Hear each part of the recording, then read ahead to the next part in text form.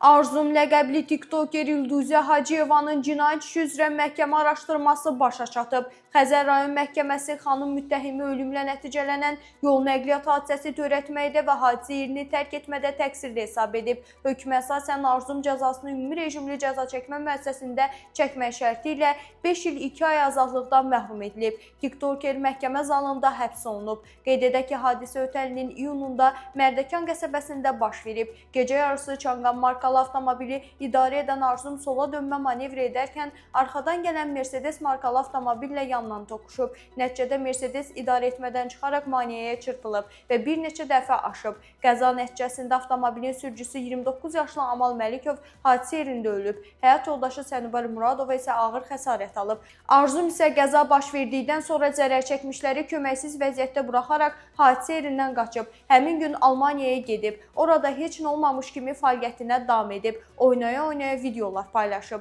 Qeyd edək ki, Arzum 4 uşaq anasıdır.